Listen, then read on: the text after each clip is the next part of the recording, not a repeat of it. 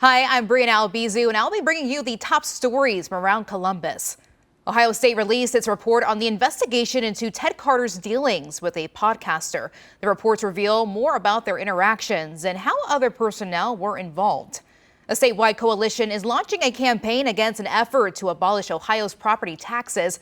While supporters say the abolishing could save Ohioans money, opponents argue that it could be devastating to public services and schools across the state. Police arrested a woman connected with a deadly shooting nearly 10 years later. After hearing the news, the victim's father is hoping that justice will prevail. Let's dive into these stories and more making headlines across Central Ohio.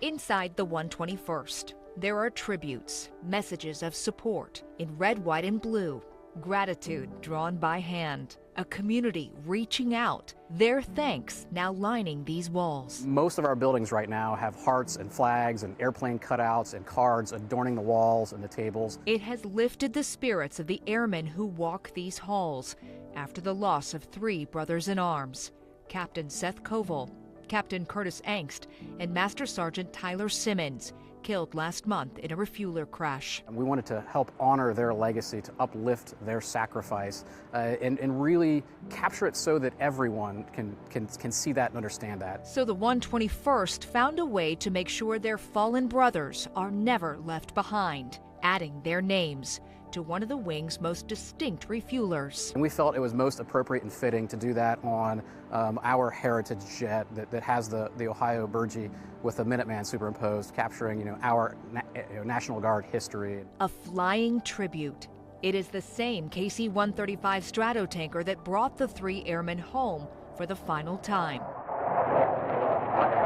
Since that day, the 121st has continued the mission of refueling America's military aircraft here and around the world. But their purpose has grown. You carry them with you. We do. To this day. We do. Every day, with every flight. It is a legacy the wing is determined to carry forward. Living in a way that supports their legacy, and how we lead, how we live, how we fly, honoring their memory, honoring their sacrifice, and that will drive us and be a cornerstone of really how this wing gets after everything it does in the years ahead. Station again, 10 TV News.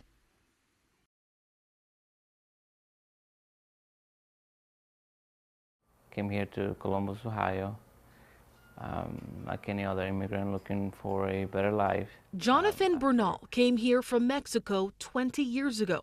He recently got his green card and found his footing as a school bus driver in Pickerington. It's been really, really nice driving for them. I mean, especially for the kids. Yeah.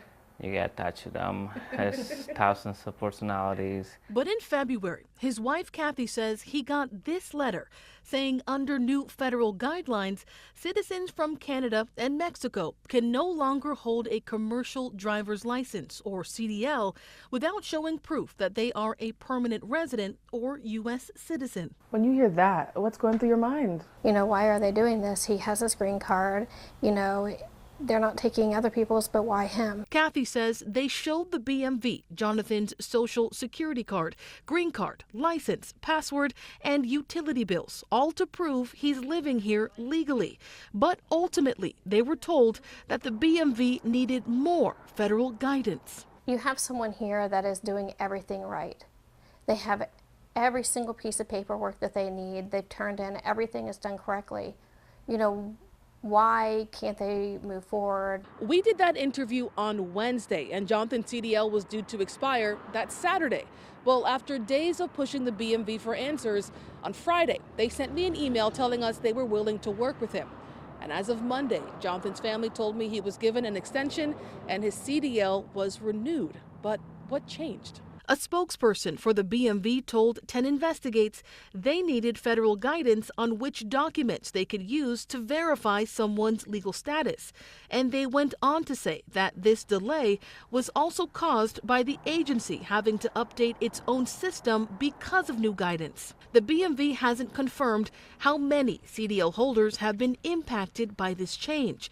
But Jonathan told 10 Investigates he wanted to share his story to raise awareness for others who might be too afraid to speak up. I am 100% sure there's other CDL driver license, all other CDL driver holders that are the same spot as me.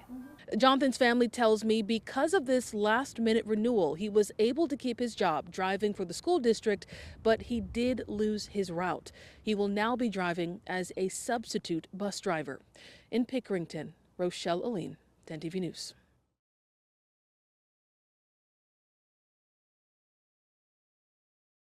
That's Camarcus.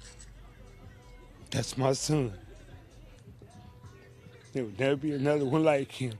Ralph Green is missing his 18-year-old son, Camarcus. Oh, yes, he was loved. Camarcus, a high school senior, liked to hang out with friends, go to car shows, and fix things. Lovable kid, and I can't say no bad about him.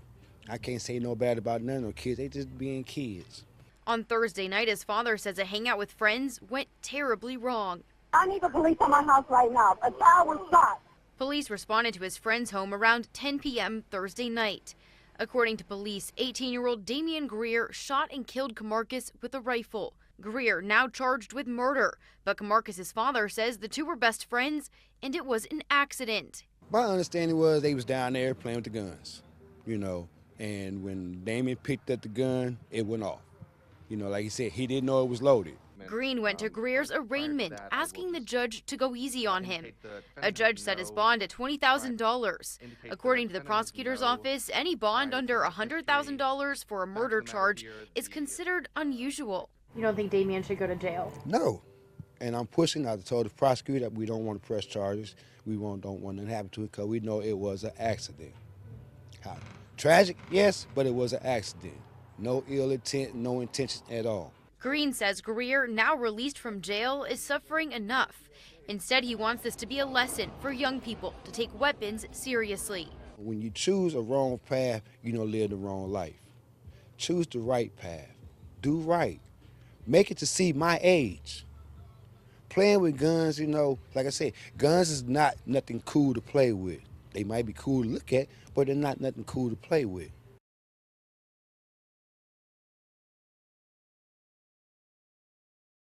There is just... The Call Out podcast, hosted by Chrysanthi Velachos and taped at WOSU, was designed to help recruit and retain a veteran workforce in Ohio. Decorated veteran and Ohio State President Ted Carter, who acted as co-host. And this big initiative is... According to the Ohio State investigation, a witness who participated in the podcast described it as unprofessional and unengaging. The report concluded Velachos had extraordinary access to Carter. Investigators found Velachos was coming up through the garage to his office of the 5th floor at the University Square South. In addition to taking at least 5 trips with him, Velachos had at least 24 separate meetings with Carter. Witnesses stated that she met him a handful of times that were not pre-scheduled or documented. In addition to emailing his university account, Velachos communicated with Carter using his personal Gmail account. An ethics violation is not a criminal violation. Ethics professor Pamela C. read the investigation and found that while the university's policies were sound, there's need for improvement. Number of people in that report that were discovered to say, I would have gone, but I was scared. I would have told, but that's my job. So there was an opportunity to stop this at a lower level, but because there was not an opportunity to make that report and make it appropriately, even anonymously, someone other than the person involved. Carter isn't the only former OSU leader named in this investigation. The former senior vice president for administration and planning and senior advisor to Carter, Chris Gaborik, is also named several times. He resigned from that role on April 13th. The investigation found Gaborik went far beyond any other employee in supporting Carter's relationship with the podcaster. The report detailed how Gaborik drafted Velachos' idea for a pilot app which included a $20,000 university contract to be funded by private donations to the university.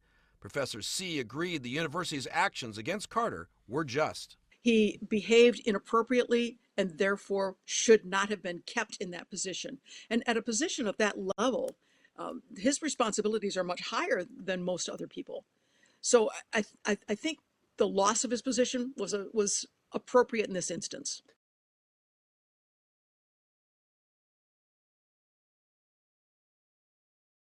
In a classroom at Northland High School, Columbus City Schools Superintendent Dr. Angela Chapman said the focus has to be on what's most important. That is making sure that we are setting our students, our district, and the system up for success. She says that takes collaboration and partnership. She and other leaders say the new joint committee of CCS leaders and Columbus City Council will provide that. We want to make sure that our district is not on an island as they face these big financial challenges, that we as a city will stand side by side with them. Leaders say the committee will have conversations and collaborate on a wide range of issues, everything from after-school and summer programs to youth safety, housing, economic development, and land use of unused school properties. Whether or not that's affordable housing, whether or not that's other recreation opportunities, really for us to help them bring our land use expertise. Right now, Columbus City Schools leaders are in the middle of cutting $50 million from the budget. Chapman says that includes closing 3 schools next school year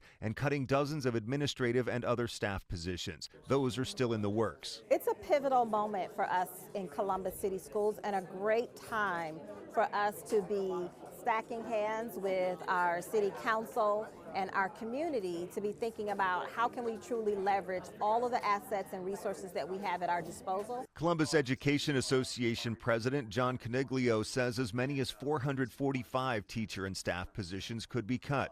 He says the union supports the collaboration at this challenging time. I think people do want to work together and make things better, right? You can't have a world-class city, an opportunity city, without having a world-class public schools.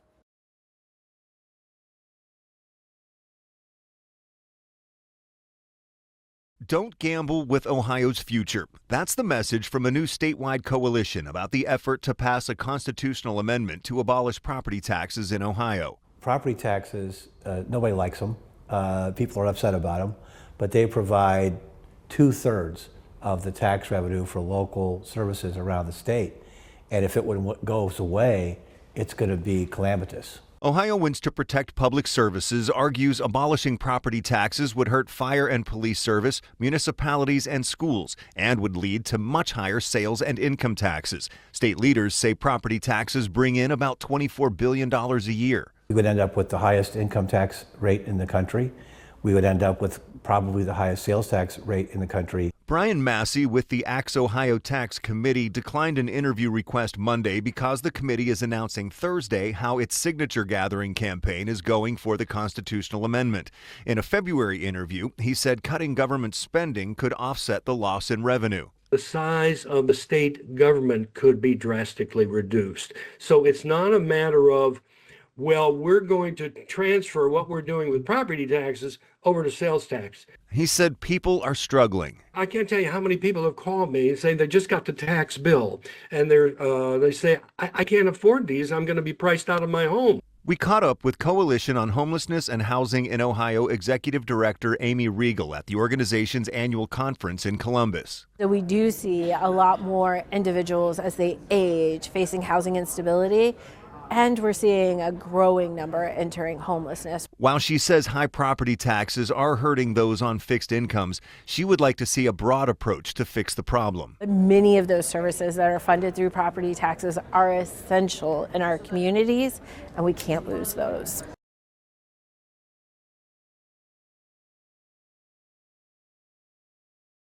Judge me, members of the jury.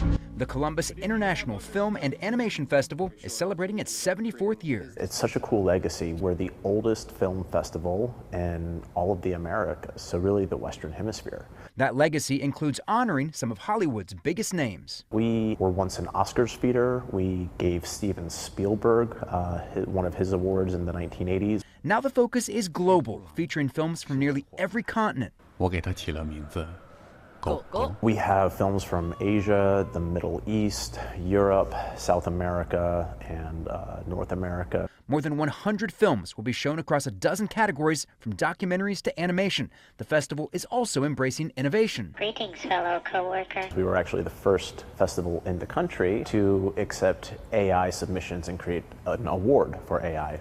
So even though we have a long legacy, we're very future-facing.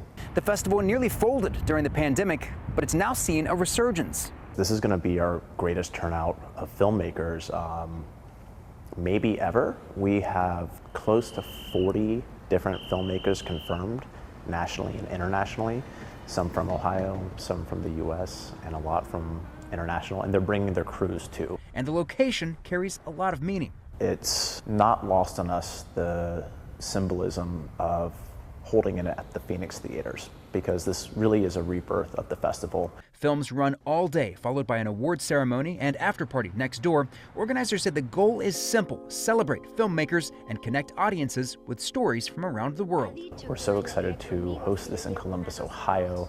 We are an international city, even being in the Midwest, and we really get to showcase that with this festival. So I encourage everyone to come down and meet some incredible artists. Jay Plyburn, 10 TV News.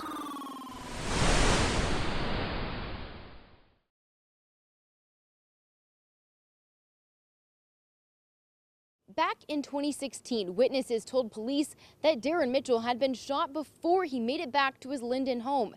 The victim's father says he never believed that story. I think about it every day, think about him every day. For 10 years, This is when he was really young. Walter Mitchell has had questions about his son Darren's death. Did you guys always suspect she had something to do Oh, with yes, this? absolutely, from the very beginning. On a snowy December morning in 2016, Darren's girlfriend, LaShonta Sullivan, called 911, reporting he drove to his Linden home from a bar 8 miles away, then collapsed inside. He had a gunshot wound to his back. I think they just kind of wrote it off, took her word for it, that he came home shot already and collapsed. But we went to the scene and found that it was hard to believe. 10 years later, LaShonta Sullivan is charged with Darren's murder. According to the criminal complaint, the coroner says the gunshot wound would have caused him to go unconscious within 10 to 15 seconds, meaning there's no way he could have driven home. Walter says his son's death haunted his wife, Darren's mother, who died before they could get answers. LaShonta's arrest, a bittersweet step towards justice. I get a little emotional kind of talking about it because she spent a lot of time trying to get justice for him all the way up to the Attorney General's office. But I'm glad and happy that they got her because she got away for so long. But I'm just glad that he's getting justice. The suspect is due back in court on April 30th. Reporting in Linden, Carla Rogner, 10 TV News.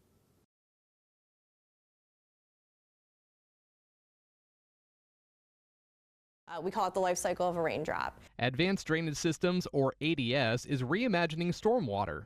In Ohio and across the country, we are seeing trends of increasing storms and potential heavier rainfall as our climate warms. After it rains, stormwater can carry harmful debris, and ADS is working to take that out and improve water quality. We manage a precious resource, which is water. We capture it with our products, convey, we store it, and then we treat it and return it back to the environment in the same or in better shape than when we first captured it. And aside from stormwater management, there's also efforts to recycle more number 2 plastics like this. So we have several recycling facilities across the country, and what they do is they take plastics that special, the number 2 plastics, which is that harder plastic that people will have in their homes. Detergent bottles is the best one I can think of when you're doing your laundry and you've got your bottle there. That's that thicker plastic. Some other types of number 2 plastics include milk jugs, shampoo bottles, and cleaning product containers. According to the Environmental Protection Agency, these plastics can take 100 to 1,000 years to break down when not recycled. And so we take that plastic, we will shred it, we'll turn it into flakes, then we pelletize it. And then with those pellets, we can melt it, extrude it, and turn it into pipe. A partnership with AT&T through high-speed connectivity will help to improve innovation. I spoke with Susan McNeil about the connection and efforts for sustainability. That industries can move faster and operate smarter and create a real impact. And with ADS, we connect and protect their network infrastructure while ADS collects, manages, and protects the world's most precious resource, and that's water. For 10 TV, I'm meteorologist Aaron White. That's a wrap on this week's edition of Around Columbus, your look at the stories shaping Central Ohio. Thanks for spending time with us. Stay safe, stay informed, and we'll see you next time. And hey, don't forget, you can always get the latest updates on the go with the free 10 TV app.